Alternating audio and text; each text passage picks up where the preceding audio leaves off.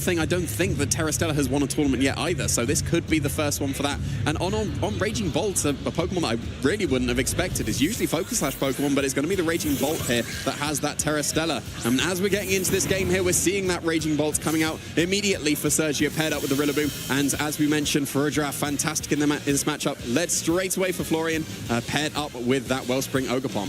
Yeah, and this Farudra is that kind of more standard Terra Fairy to be able to defensively Terastallize when it's threatened by opposing Dark-type moves, for instance. But there is no Urshifu single strike to be spoken of on Sergio's side. So Farudra is looking very nice in this matchup. No surprises here that Florian has led it. And also, alongside that Ogerpon, being able to follow me away any of those attacks, to be making sure you basically guarantee your Trick Room. If Farudra has clicked Trick Room here, that is going to be going up for sure. Thunderbolt is fired off into this Ogerpon that did go for the follow me here, and it is followed up with a U-turn. So that is a KO. That is super effective on the Ogerpon. Didn't Terastallize away from that, but would have taken super effective damage from the Thunderbolt. So that is a free switch for that Rillaboom, getting that U-turn. But that's also a KO on the Ogerpon. That could allow something like the Ursaluna to freely switch in, as this Farudra still hasn't moved yet, could very easily set up the Trick Room because it was completely uncontested yet. And there is that Trick Room, almost certainly ready for that Ursaluna. Yeah, and actually that's kind of what you want sometimes when you're trying to set up Trick Room. You want that supporter that's done its job of kind of supporting it to then be able to bring in very safely your Trick Room sweeper. So there's now 4 whole turns. This Ursaluna Blood Moon can really make the most of it. So this is the exact position it wants to be in, Jamie. Yeah, it's in Trick Room. It didn't take any damage. It's protected by any priority from the Farudra. So if that Rillaboom joins the field once again, can't be faked out, can't be grass glided. It's in a fantastic position. The only thing you have to contend with when you've got the Ursaluna Blood Moon in Trick Room is, do you go for the Blood Moon? Because you could be attacking into Protects. And even if you attack into a Protect with Blood Moon, you can't use it the next turn. So you ideally want to be attacking with Blood Moon when there's no Protects available on the opponent's side of the field. This is the first turn Trick Room. I wouldn't be surprised if there's any Protects to try and stall out the Trick Room. But if it's something like a Hyper Voice instead, as it is a Terra Normal coming out from the Ursaluna for massive damage, the next turn you'll be able to Blood Moon. But if you're attacking into Protects, Blood Moon might be wasted. Oh my goodness, okay. Helping Hand, here it comes. I'm getting some very much vibes of before here. It's going to go into that Ursaluna. Let's see if the Blood Moon's maybe targeted the Raging Bolt. Sergio's tried to call it at the moment. Oh, it's the double protect, so he's keeping himself a little bit safer here. I bet Sergio is probably hoping for that Blood Moon right now to be able to, like, quash it so it won't be able to go at 4 in the next turn. And as we see, it was into both target slots, and we know that is the Hyper Voice this time. So Florian, great call, still preserving that Blood Moon for the next turn. Yeah, and Blood Moon is almost certainly going to be coming out this turn. You've got a basically free hit into whichever slot you want, and every single Pokemon on Sergio's side of the field would be KO'd in one shot to a Terra Normal Life or Blood Moon. So it is completely free at this point. Maybe the Rillaboom, although it's got the Assault Vest, maybe the Rillaboom could be a switch in to survive that attack, but it's incredibly strong. We know the Farudra has access to Helping Hand if it wants to. That would absolutely guarantee the Blood Moon as a KO onto any slots, but there's no switch-ins here, so it seems like we're going on the offensive on Sergio's side of the field, because that is a Terastallization of his own. Yeah, and it's Terra into the Stellar Terra type.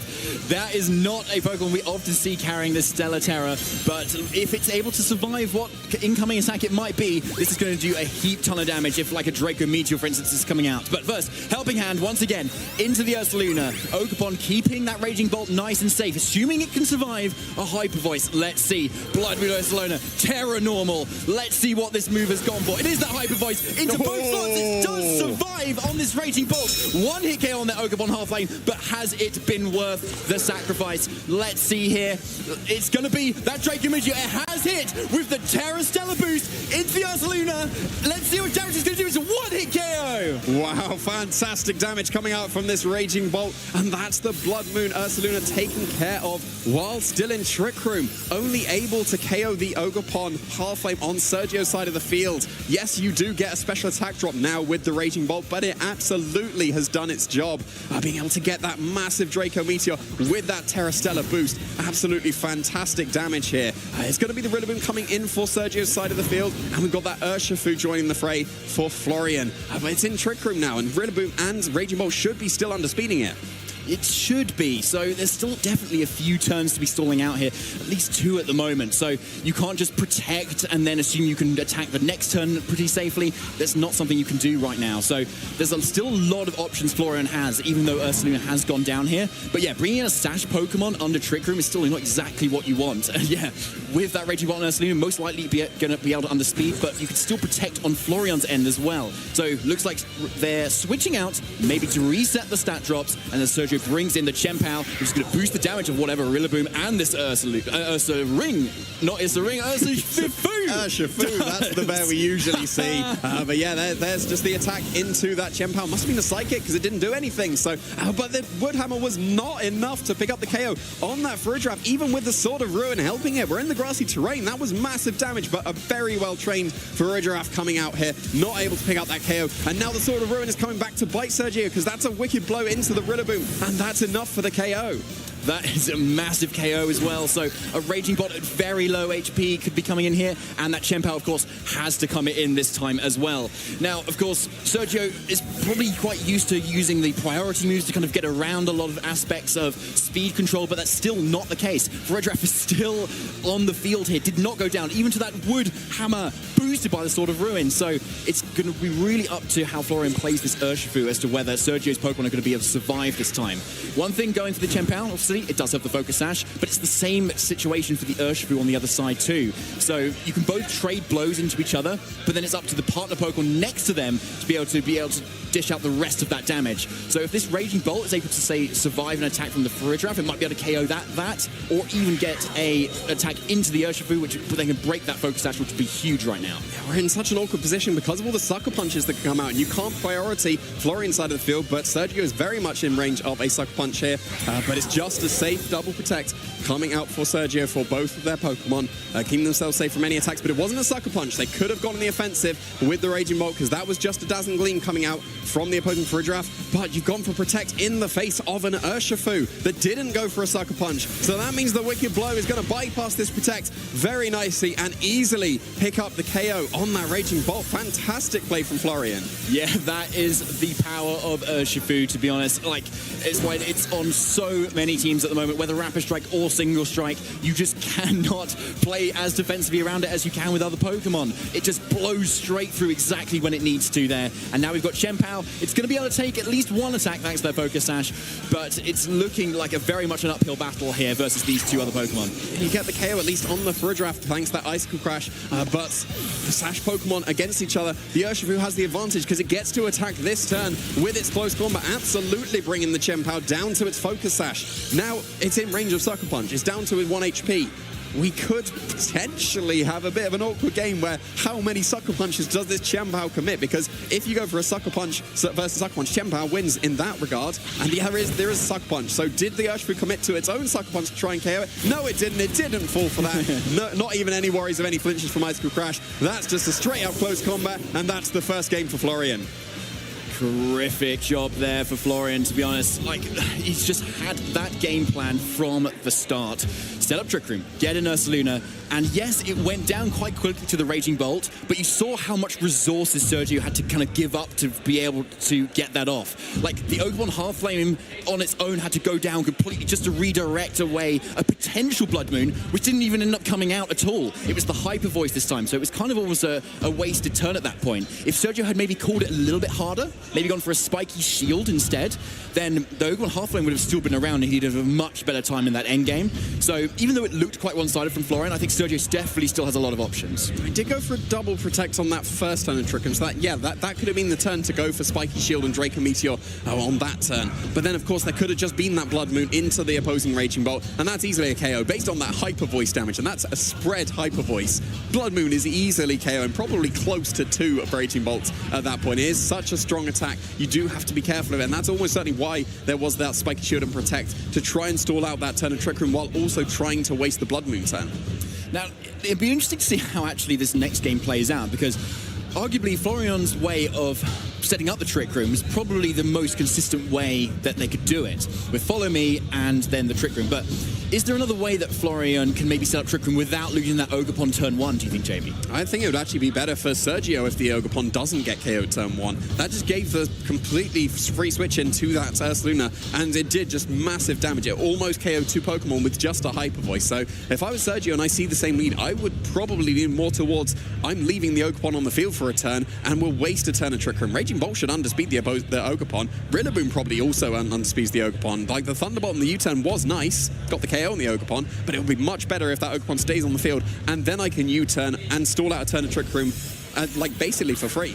Yeah, it's a great point. The Raging Bolt resists that so nicely. So yeah, we actually are seeing a little switch up over on Florian's end here. And on the Sergio's end, it is the same lead, the Raging Bolt and that Rillaboom. Incineroar's Intimidate activating right now, right after that Rillaboom's Grassy Surge, confirming it is the slower of the two, lowering the attack damage of that Rillaboom.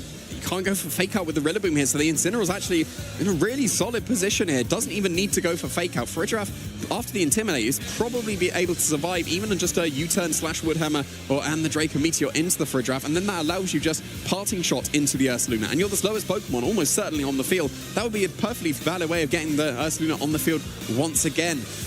Yeah, maybe just go for Fake Out, because potentially a Woodhammer or a U-turn and then a Terra Stella Draco Meteor, that might be enough to pick up the KO on the Farigiraf if you're trying to get cheeky and get that Parting Shot. Fake Out is absolutely guaranteeing Trick Room. Parting Shot would be the most beneficial way you could make use of that Trick Room, though. But actually, the Rillaboom's going for the hard switch out at the moment, not wanting to play those fake-out mind games right now, says Sergio, and in comes the Ogerpon Half Flame, be able to dish out a lot of damage, if allowed to here. And actually going on the Protect here with the Raging Bolt, stalling out a little bit of Florian's turns, especially if he goes for the Trick Room here, this could be quite worth it. But yeah, as you called it, Jamie, the Parting Shot, and into the correct slot as well, into that Ogerpon. So Florian is likely going for the Trick Room here, and is likely getting in this Ursaluna once again versus these two Pokemon, just like in Game 1. Yeah, that Parting Shot was guaranteed. That's Assault Vest on the Rillaboom. There's no fear of Protect wasting that Parting Shot, but very, very nicely done for Florian. This is even better than it was on the Game 1. You lost an entire Pokemon to be able to get into this position. You've done it for completely free, while the Ogerpon is even weaker now. So, yeah, this is a absolutely fantastic position for Florian. Absolutely in the driving seat. But we're in the same situation where do you go for that Hyper Voice to try and avoid the Follow Me, or do you go for that Blood Moon into the Raging Bolt that has now committed a Protect? So then you'll be able to definitely get a KO into any slot, whether that's the Raging Bolt or the forcing the Ogerpon to go for that Follow Me. Yes, there is still the option to go for the Terra Stella Draco Meteor that we have already seen. That is a KO into the opposing Ursaluna, but you would take so much damage once again to be able to do it. I don't know if that's even worth it. Yeah, it's a really good question, Jamie. I think because you have spent that Protect, so the Blood Moon is a safe option, as you said there. So if you can commit that and it goes down, you still do have on Sergio's end an option of dealing the damage back with your own Ogerpon at this point.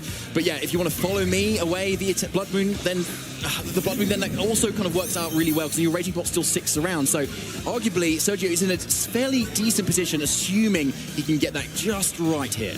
Well, it's going to be a Terastallization here. That's got to be the Ursaluna going for the absolutely massive damage. That Terra Normal is easily able to pick up so many KOs. And as we saw, even just the Hyper Voice almost managed to KO the Raging Bolt and was enough to KO the opposing Ogerpon. It's just whether it went for a Hyper Voice expecting a Follow Me, or it goes for that Blood Moon, because that's a responding Terastallization coming out from Sergio. We already saw the Terra Stella on that Raging Bolt in that Game 1. We're seeing it once again here, trying to get that KO on that opposing Ursaluna.